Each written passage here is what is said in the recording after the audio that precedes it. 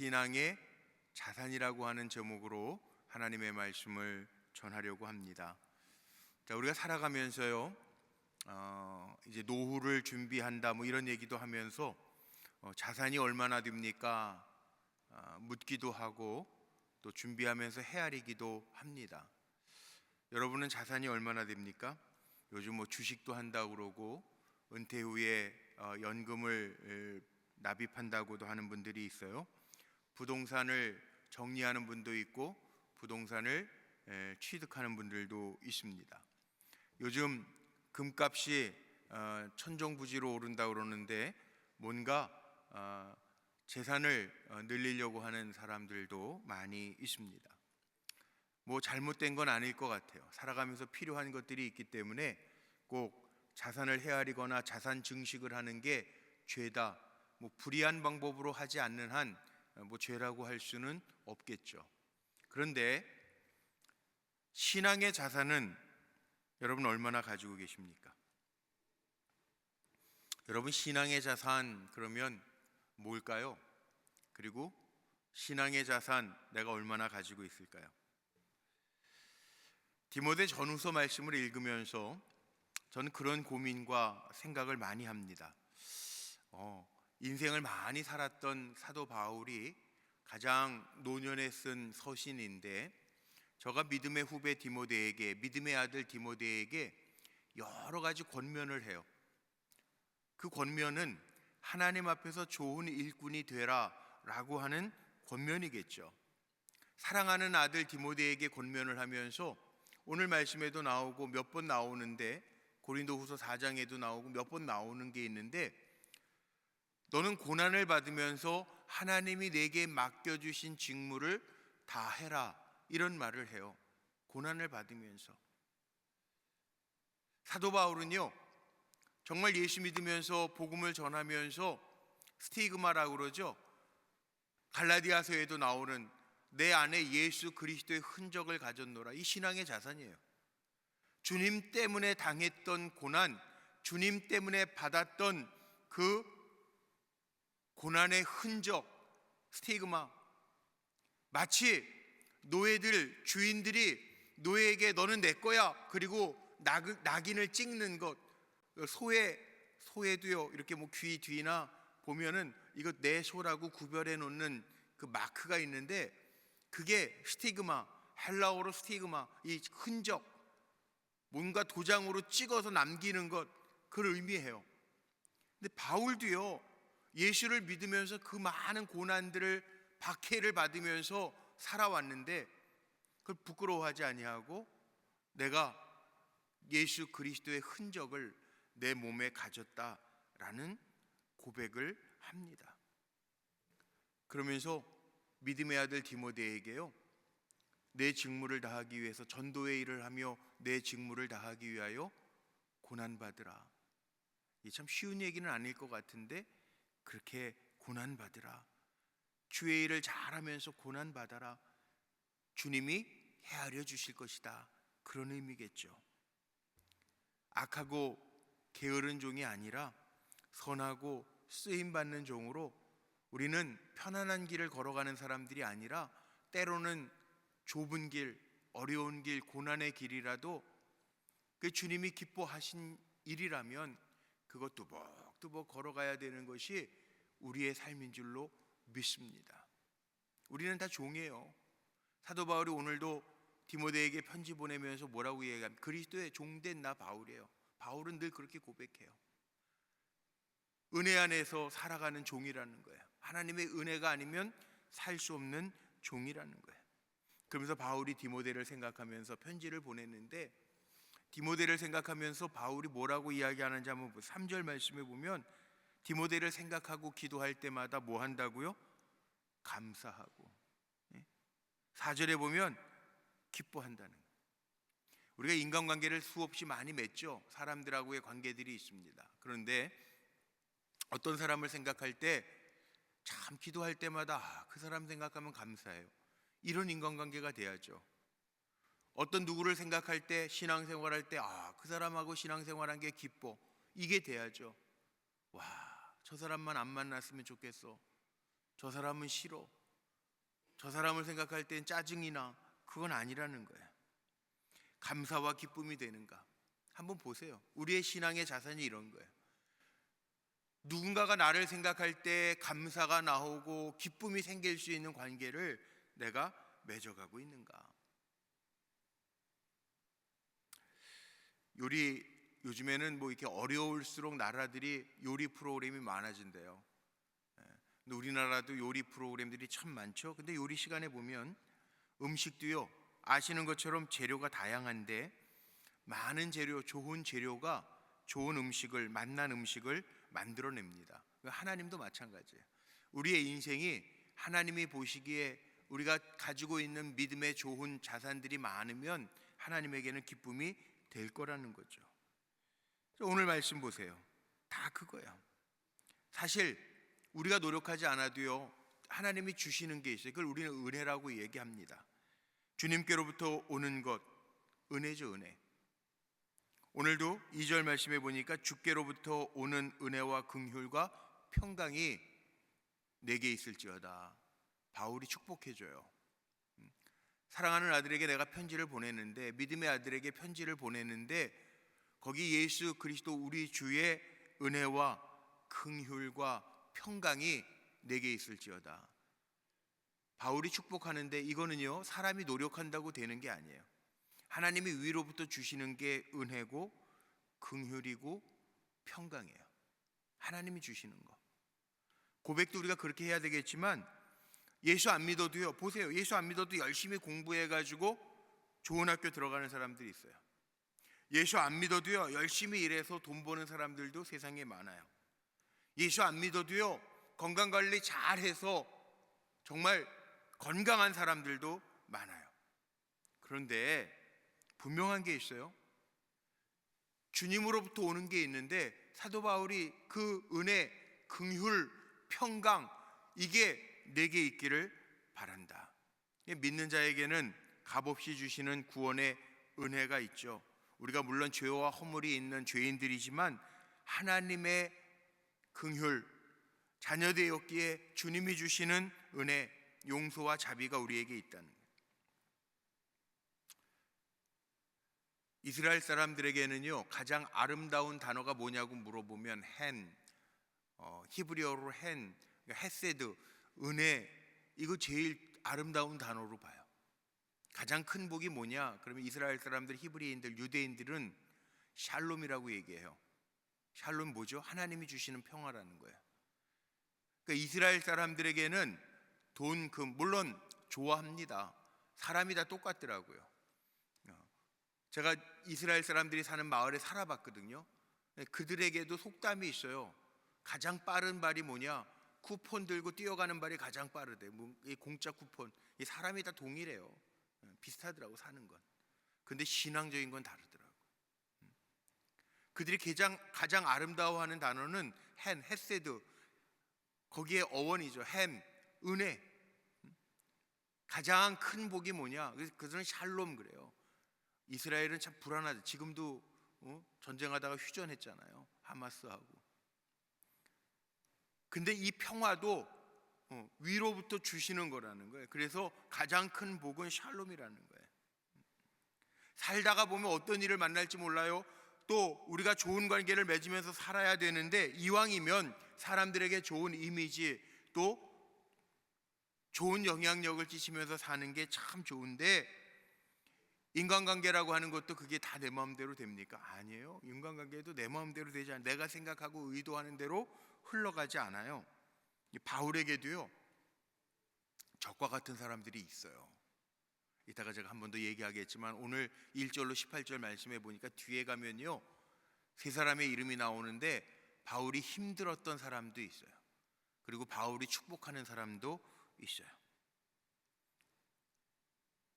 바울이 선교하면서 야, 쟤는 같이 데려가지 말자.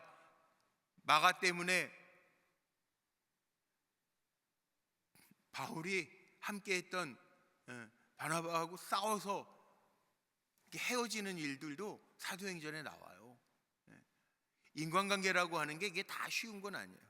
다 좋은 관계를 맺기를 원하지만 언제나 좋을 수만 있는 게 인간관계는 아니에요. 그런데 하나님이 원하시는 관계는요, 연합이거든요. 형제가 연합하면 어찌 그리 아름다운고.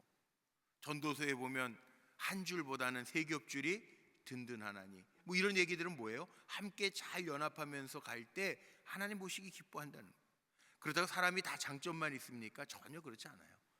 장단점이 다 있어요. 그럼에도 불구하고 우리는 그리스도인이기 때문에 잘 훈련하고 다듬어가면서 멋진 인생을 살라는 거죠. 바울이 오늘 디모데에게 요청하는 게 그거예요. 주의 사역을 잘하기 위해서 네가 가진 것들이 있어. 장점도 먼저 이야기합니다. 그 장점이 뭡니까? 오늘 말씀해 보니까 청결한 양심이 내게 있다. 내가 봤다. 그래서 참 감사하다. 그렇게 얘기하는 거예요. 청결한 양심.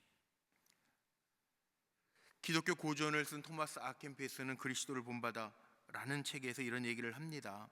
선한 양심은 하나님을 더욱 신뢰하게 한다. 깨끗한 양심, 깨끗한 양심 필요한. 돈을 벌어도요, 우리 그리스도인들은 깨끗하게 벌어야 돼요. 사람을 사귀어도요, 깨끗한 만남을 가져야 돼요. 무슨 일을 계획할 때도요, 내 개인적인 사심을 채우기 위한 것이 아니라 무슨 일을 계획하더라도 하나님 기뻐하실까 깨끗한 목적을 가지고 준비해야 돼요. 왜? 양심을 잃어버린 사람은요, 인생 파산자나 마찬가지라는 거예요. 깨끗한 양심 갖는 게 참 중요해요. 성경에도 보면 양심에 대한 이야기가 많은데, 여러분 아시는 것처럼 화인 맞은 양심도 있어요. 외식하는 사람들, 이 독사의 자식들아, 이중적인 바리새인들, 그런 양심을 가진 사람들, 주님이 책망하신 사람도 있어요. 더러운 양심을 가진 사람도 있어요. 디도서 1장 15절 말씀 같은 데 보면 죄로 오염된, 하나님이 도저히 인정하시지 않는 양심의 소유자도 있어요. 우리 어렸을 때 그런 표현 썼잖아요. 별로 좋은 표현은 아닌데, 거짓말하는 친구나 이럴 때 제 양심에 털났대요 막 그러잖아요. 그런 양심의 소유자도 있어요. 성경은 뭐라고 이야기하냐면 양심은요, 하나님이 보내신 사신이라는 거예요. 깨끗한 양심을 가져야 하나님을 볼 수 있는 눈이 열려진다는 거예요. 그리고 여러분 이런 겁니다. 우리가 죄를 지면 양심에 찔림이 있는 거, 이게 지극히 정상적인 거예요. 정상적인 그리스도인은 찔리는 게 당연한 거예요. 이게 하나님 기뻐하시는 거예요. 양심에 찔림이 있는 사람이 하나님을 두려워하는 사람이에요. 그게 전혀 없다 그러면 정말 아이들 말대로 양심에 털난 사람이에요. 하나님이 인정하실 만한 깨끗한 양심을 가지고 살아가는 거, 이게 중요한. 죄를 지으면 찔림을 받으면서 살아가는 거, 이게 정상적인 거라. 여러분 신앙에 이런 자산이 있습니까? 여러분 이런 자산을 가지고 살아가기를 축복합니다. 내 양심이 하나님 보시기에 정말 깨끗한가? 내 심령이 하나님 보시기에 기뻐 받으실 만한 심령인가? 한번 오늘 이 저녁에 점검해 보자는 거예요. 내 신앙의 자산. 두 번째는요, 디모데는 눈물의 사람이었던 것 같아요. 바울도 눈물의 사람이었지만 4절에 보니까 그래요. 눈물, 내 눈물을 기억한대요. 눈물에는 거짓이 잘 없다고 그러죠. 거짓 눈물에도 색깔이 있고 농도가 있는 거 아세요? 거짓 눈물에는요, 역사가 없어요. 눈물에는 뭐가 담겨 있죠? 그 사람의 마음이 담겨져 있고 사랑이 담겨 있고 애착이 담겨 있습니다. 이 주님의 일을 하면서 얼마나 많은 눈물을 디모데가 바울이 흘렸을까요? 사도 바울도 눈물의 사도라는 이야기를 하죠. 빌립보서 3장 18절 말씀에 보면 바울도 자기 자신이 눈물의 사도래요. 눈물의 사도, 눈물을 흘리는 사도였다는 거예요. 눈물이 있는 사람이라는 거예요. 우리 성도들은요, 눈물이 있어야 돼요.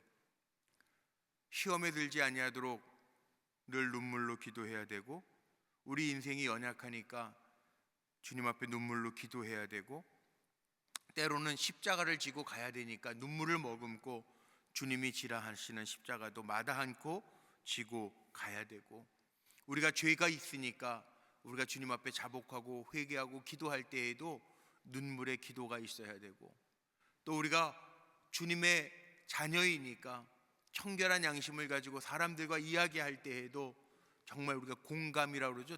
공감, 동정이 아니라 공감할 때 눈물이 있어야 되고, 예? 눈물이 말라가면, 메마른 세상이 되면 문제가 심각하잖아요.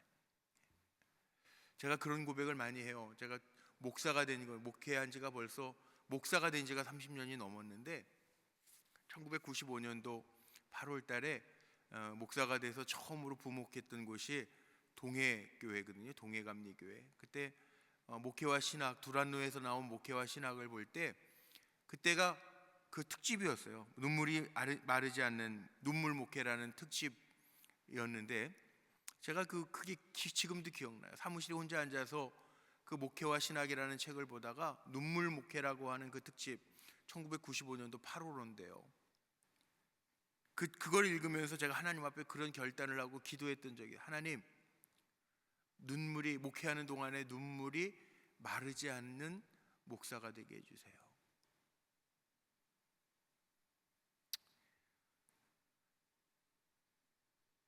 근데 그게 참 힘들 때가 있어요. 눈물이 마르지 않는 목회. 장례를 목사들이 얼마나 많이 가요? 그런데 기계적으로 하면 그냥 뭐 장례 한번 치르러 가자, 기계적으로 하면 그게 눈물이 없으니까 사랑이 없는 것처럼 보이잖아요. 제가 지금도 기억나는 게, 돌아가신, 천국 가신 우리 교회 최하신 권사님이라고 계세요. 최하신 권사님 아시는지 모르겠는데 암으로 투병하시다가 천국 가셨는데, 제가 왜 기억을 하냐면 새벽 예배 드릴 때 새벽마다 기도하러 오시는 거예요. 그리고 돌아가시기 전에도 1월 달이면 매 연초에 우리 교회가 성경 읽기 하잖아요. 성경 일독 읽기를 한 주간 동안 쫙 읽기, 그냥 아침에 9시에 모여서 저녁 6시까지 한 주 동안, 월요일서부터 토요일 오전까지, 또 빨리 하면 금요일 저녁까지 일주일 내내 성경 읽기를 하는데, 그 최하신 권사님이 새벽에 나오시다가 기도받고 집에 가시는데 저에게 그런 고백을 한번 하죠. 목사님, 살고 싶은데 저에게 왜 이런 고통이 왔는지 모르겠어요. 그러시는 거예요. 살고 싶은데. 또 그 연초에 성경 읽기 하면서 하나님의 말씀으로 고쳐주신다는 약속 말씀 붙들고 그냥 힘든데 자기 의자 따로 가져와서, 암 환자니까 몸이 힘드니까, 그리고 들어와서 앉아서 그걸 성경 읽기를 참여를 끝까지 하시고 하시다. 근데도 천국을 가셨어요. 그 장례, 저 수원 병원에서 장례 치르는데 눈물이 나서요. 아주대학병원에 장례를 치르는데 눈물이 나서 그 앞에 영전에 섰는데 그의 고백이 막 제 귓가에 들릴, 목사님, 살고 싶은데 하나님 나 살려주셨으면 좋겠는데, 네? 그 엉엉 울었잖아요. 제가 그 앞에 섰는데 그 음성이 들리는 거예요. 네? 어차피 사람은 다 죽습니다. 우리는 안 죽을 것 같죠? 다 죽습니다. 때 되면 갑니다. 하나님이 부르시면 우린 가는 게, 그게 인생이에요. 근데 살아가면서요, 우리 한번 생각해 보세요. 물론 회개의 눈물도 있을 수 있고요, 기쁨의 눈물도 있을 수 있을 거예요. 나는 정말 누구를 위해서 울어줄 수 있는 사람인가? 함께 해줄 수 있는 사람인가? 나는 죄인인데 하나님 앞에 기도하면서 회개의 눈물을 흘릴 수 있는 사람인가? 나는 하나님의 은혜에 감사의 눈물을 흘릴 수 있는 사람인가? 사도 바울은요, 아들 디모데, 믿음의 아들 디모데를 보면서, 야, 내가 너를 보니까 청결한 양심을 소유하고 있어, 참 귀하다. 지금 그 칭찬하는 거예요. 디모데를 보면서 너에게는 거짓이 없는 눈물이 있어, 그 참 귀하다, 그렇게 칭찬하는 거예요. 그리고 세 번째는 너에게는 남다른 믿음이 있다는 거예요. 남다른 믿음이 내게 있어. 하나님을 기쁘시게 하는 믿음이 내게 있어. 우리 살아가면서 이런 믿음이 있는가, 이런 역사가 있는가, 정말 척척하면서 살아가는 건 아닌가? 하나님이 싫어하시는 게 척인데, 뭐 하는 척, 기도하는 척, 잘 믿는 척, 뭐 있는 척 그 싫어하시는데, 없으면 없는 대로, 있으면 있는 대로 하나님 앞에 내가 진실하게 서 있는 믿음의 백성인가, 그거 보라는 거예요. 디모데에게 바울이 칭찬하면서 이야기하는 거예요. 야, 널 보니까 청결한 양심이 있어. 눈물이 있어. 너를 보니까 거짓이 없는 믿음이 있어. 참 귀하다. 먼저 그 얘기하는 거예요. 디모데에게 지금 마지막 편지, 디모데후서, 사도 바울이 노년의 마지막 편지를 보내면서 그렇게 얘기하는 거예요. 우리에게 거짓 없는 믿음이 있나 한번 보세요. 왜 믿음의 역사가 일어나지 않을까요? 예수님도 그렇게 선포하시죠. 내 믿음대로 될지어다. 거짓이 없는 믿음은 역사하는 힘이 있습니다. 믿는 척하는 게 아니라 우리 안에 진짜 믿음, 겨자씨만한 믿음이라도 진실한 믿음이 있다면 역사하는 힘이 있다는. 마태복음에 보면 우리가 아는 것처럼 칭찬받은 백부장의 믿음이 있죠. 수로보니게 여인, 가나안 여인의 믿음이 있죠. 그 믿음을 칭찬하시잖아요. 내가 유대인들 중에서도 이만한 믿음을 본 적이 없다. 예수님이 칭찬하시잖아요. 오늘 디모데후서, 디모데의 모습을 보면서 우리의 모습을 한번 보자고요. 나에게도 이런 것이 있는가? 내 양심이 살아있는가? 내가 다른 사람의 아픔에 공감할 수 있는 눈물의 성도인가? 내 안에 믿음이 있다고 얘기하는데 내 믿음, 하나님이 보시기에 인정하시는 게 진짜 아니겠어요? 내 안에 있는 믿음이 정말 거짓이 없는 믿음인가? 그런데 오늘 말씀을 보면서요, 바울이 이렇게 디모데를 칭찬하면서 3절에 보니까 디모데가 가지고 있는 신앙의 자산이 이게 어디에서부터 왔느냐? 오늘 말씀해 보니까 내가 밤낮 간구하는 가운데 쉬지 않고 너를 생각하며 청결한 양심으로 조상적부터 섬겨오는, 여기에 보니까 여기에 걸리더라고요. 이게 조상 때서부터 섬겨오던, 4절에 보니까 뭐라고 나와 있죠? 이는 내 속에 거짓 없는 믿음이 있음을 생각함이라. 이 믿음은 먼저 내 외조모 할머니 로이스, 외할머니 로이스, 내 어머니 유닉에, 유대인이었던 어머니 유닉에 그 속에 있었던 거다. 이게 영향력을 끼치는 거죠. 이 자리에도 할머니 할아버지들도 계세요. 손주들이, 자식들이 갑자기 하늘에서 뚝 떨어진 것이 아니라 이게 대를 이어가면서 그 안에 생겨진 거라는 거예요. 야, 이 말씀을 묵상하니까 마음에 더 책임감이 느껴지는 거예요. 아, 그렇지.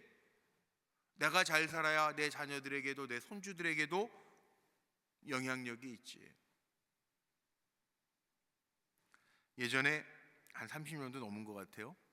예전에 그거 가지고 성경 공부한 적도 있어요. 가게에 흐르는 저주를 끊어라.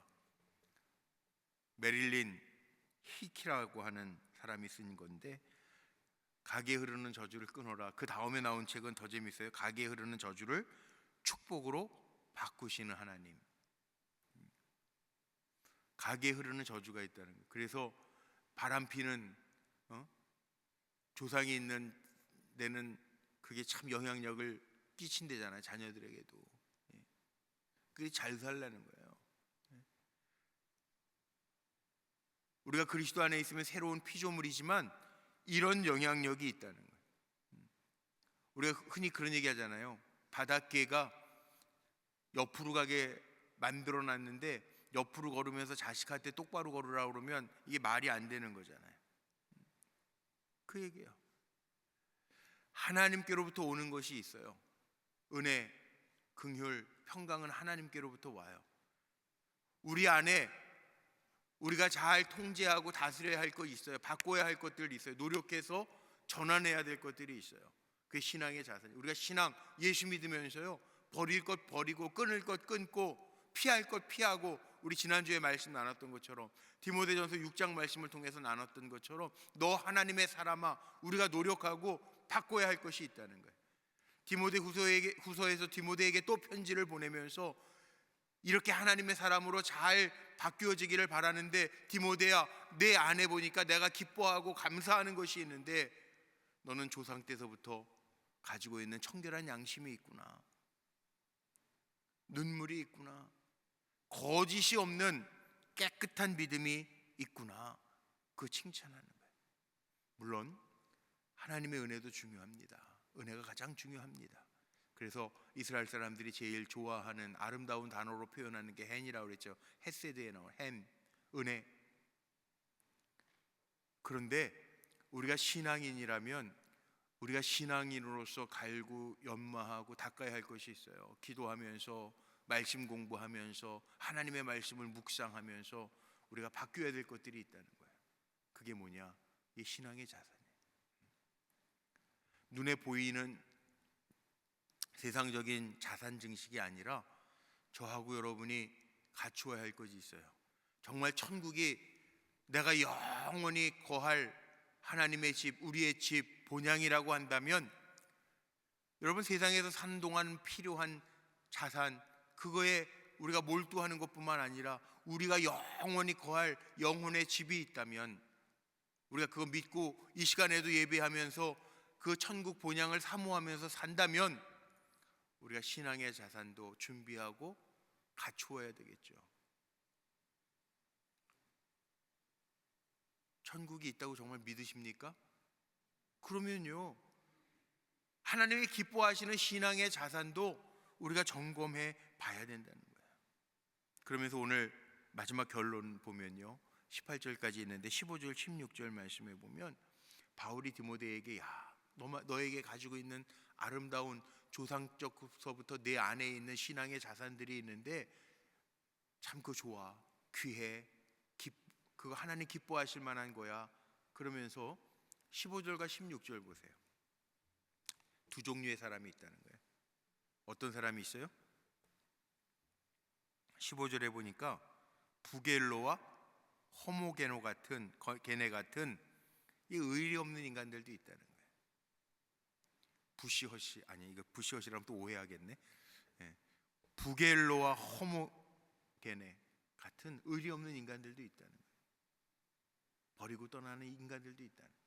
16절에 보니까 오네시모로, 거기에 하나님 긍휼을 베풀어 주세요 기도하잖아요. 격려했던, 사람들을 격려하던, 인간관계를 잘하던 오네시모로, 그에게는 하나님 긍휼을 베풀어 주세요. 바울이 기도하잖아요.